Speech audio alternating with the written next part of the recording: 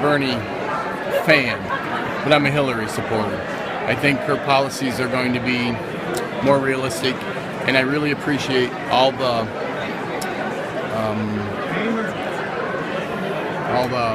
everything that she's going to bring into being president. Having been First Lady, having been Secretary of State, having been a senator, and looking back into her life, how much she's dedicated to the common man. I'm definitely going to vote for her. I'm really glad they're bringing national attention to Flint.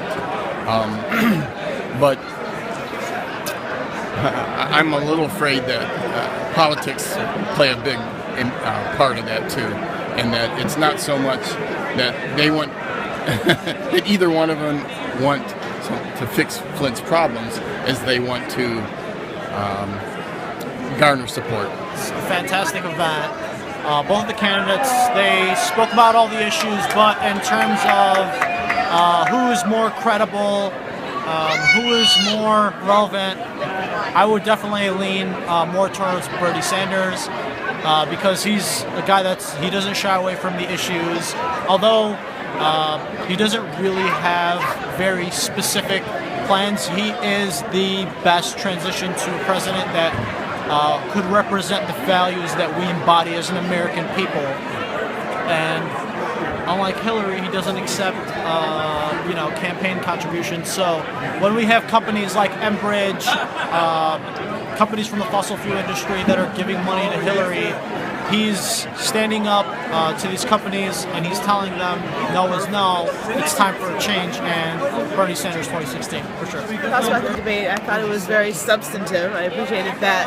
I thought they really did a good job of delving deep into the issues, and we both get a sense of what the views were and what the leanings were in terms of the policies that people were going to make, but also in terms of what people felt passionately about. You really felt the passion that came through. In terms of, I continue to kind of make that analysis that it feels like a lot of people are trying to make in terms of, I definitely am more in tune with the policy making and the views of Senator Sanders, but I also really have to look at electability given the alternatives.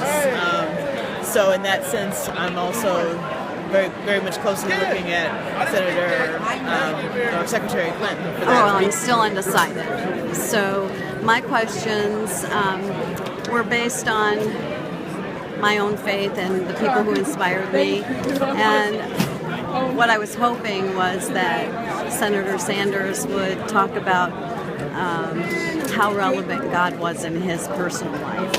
And as far as I'm concerned, as far as looking for a leader and looking for a president, where does he get his wisdom and his inspiration? I didn't say that specifically, but that's what I wanted to come from it. So, in essence, he didn't answer. He answered it politically, but not personally. Okay. And what about the response from Secretary Clinton? I absolutely thought that her response was right on. It could have gone a little political, but I knew that was really who she was when she said she prays. When she prays, to whom she prays, she answered my question. Actual plan, like instead of just saying let's fix it, what's the actual plan? And I actually did hear meaning they put thought into it, like, okay, this step needs to happen, these people need to be fired, everybody who has a hand in this needs to be fired, and yes, thank you, and then we need the pipes replaced, but we also need, it is okay.